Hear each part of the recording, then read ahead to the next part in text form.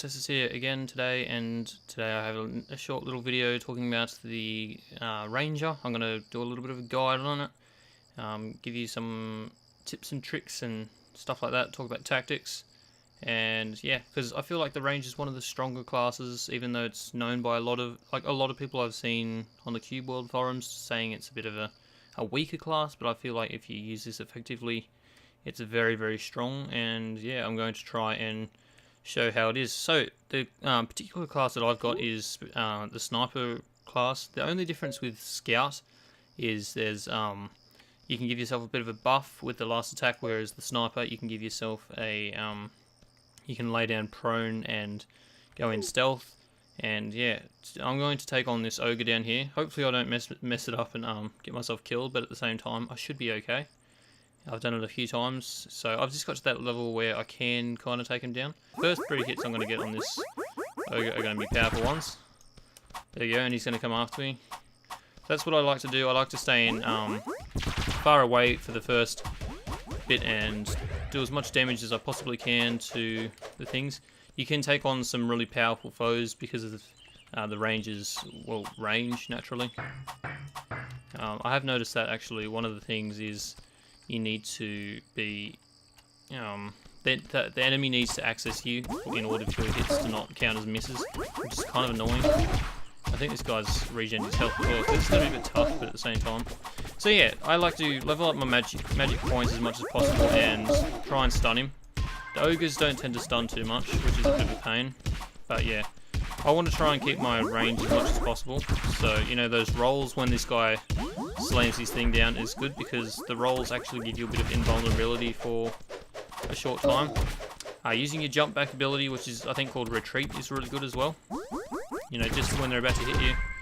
And I meant to stun him with that, but I screwed up and I'm about to die here. So I'm going to take my potions. Hopefully if I run past my Snout Beetle, maybe... No. I'm hoping that he gets distracted and goes to my Snout Beetle, but unfortunately it's not the case, so yeah.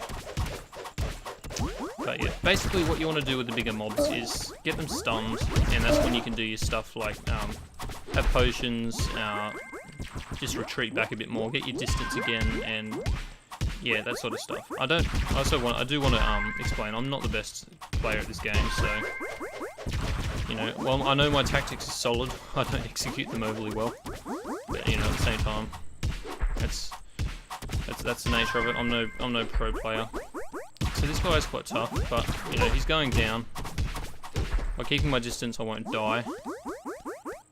So yeah, I'm only level 15, so I'm not super high level in order to like take this guy down quickly and not take any damage. But yeah, if I'd picked a better spot to start off with, I could have dealt a lot more damage before he actually started coming after me. There we go, got a stun on him there. No retreat to get back a big distance, and he's almost down. If I can get a few more hits on him, I should go down. Oh, wow, I was very close to dying there. I wasn't looking at my health. But yeah, got him down. So that's kind of the trick with bigger opponents, you know. What I was saying, you know, as I said, I'm not that great at this game, but my tactics are solid. It is the best way to approach them. In terms of using the Scout, honestly, I don't really know what benefit that would be other than to give you, let's have a look at it. Yeah, it lets you attack faster and move faster, so it's going to be better for dodging their attacks and that sort of stuff. But, you know, and the Sniper is, so yeah, it's basically, Scout will give you a better ability in combat to dodge their attacks, but Sniper will give you the ability to try and take them out a bit beforehand, deal a bit more damage before they actually aggro, so yeah. Okay, so weaker opponents, look, these things are not hard. Oh, in general, actually I should use this as an example as grouped enemies rather than, you know, taking down weak things, because weak things are pretty straightforward, you know. If you take them out, if you start attacking them from a distance, even further away from this, you could take them away from that mountain over there if you really wanted to. And yeah, they're not going to be having the ability to get anywhere near you. But yeah, so I'll find a spot where it's really far away. I'm going to pop a coin here as well. And I think this heel's going to be blocking my way, but whatever. This is relatively far, and usually I try and pick off one at a time. Obviously there I wasn't, but you know, picking one off a time, particularly when they're tougher, this is something I would actually recommend as well. when you first start out and you come across tougher enemies like beetles, for example, and even now, like, beetles are still kind of tough at my level here, and pulling them off one at a time and dealing as much damage before they get to you, and then, you know, try and stun them and, yeah, that sort of thing before they actually get to you really helps. When you by the time they actually get to you, they're almost dead. So it's really good. What I used to do with my other pet, I used to have a squirrel. The snap beetle is ranged, so it's actually not quite as effective in this, except it does do a lot more damage. But the squirrel would actually run over and intercept them halfway, and they would attack that until it died. And that would give me a bunch of time, like a good 10-15 seconds to attack them, and by that time they were usually dead, and I was not taking any damage. And that is the point of this class, to take as little damage as you possibly can, which obviously means, you know, dodging their attacks when they get close, but attacking them from far away as possible when you can. So I'm going to take this bee out for an example. You know, it's not going to be much challenge because it's just a bee. You know, that because it's a bit weaker, I can stun him, and it's really helpful. With all the classes in Cube World, it's good to try and stun people before they actually get to you. And these guys are stunned straight up, but a group of enemies like this is going to be a bit more of a pain as a ranger. You know, that's the only thing you can really do. When they get close to you, stun them with that kick. That kick is really helpful. The dodging back when they get close to you as well can, you know, just minimising the amount of damage they can actually do, and, you know, you may just scrape through without taking any damage like I did there, which is really good. So yeah, I think that's about all I wanted to talk about. Actually, no, I have a little trick which I can show you guys as well. For starters, like, moving around is really good with the rogue because of this number 2 ability, which is called retreat.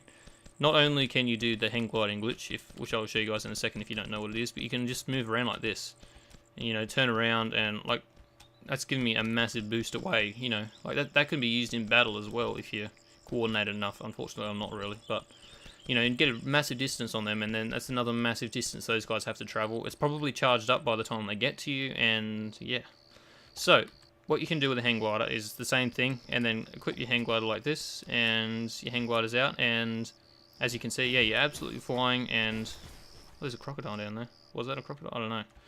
Sorry, I'm getting distracted. Yeah, you can move really far, really fast, and traverse the map very, very quickly. So this is a bit of a bug, though. I think it'll be taken out, but, you know, at the same time, it's kind of cool. So yeah, another trick is when you're at great heights, you will actually, if you're using that glitch, you probably will be. You can actually roll just before you hit the ground, and you won't take damage.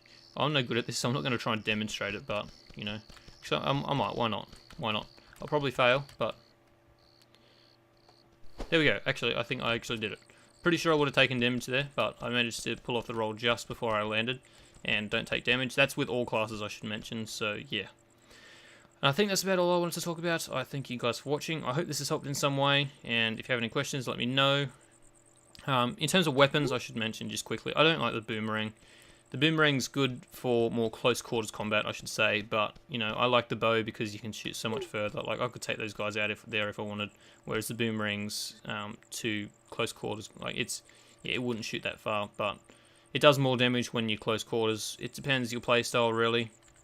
It's the same thing with the boomerang, though. You do want to still kind of keep your distance, but you won't be able to take people out from far away. You won't be able to do that damage before they get close to you, so yeah, depends what you're doing. And I thank you guys for watching, and I will see you guys next time. Goodbye.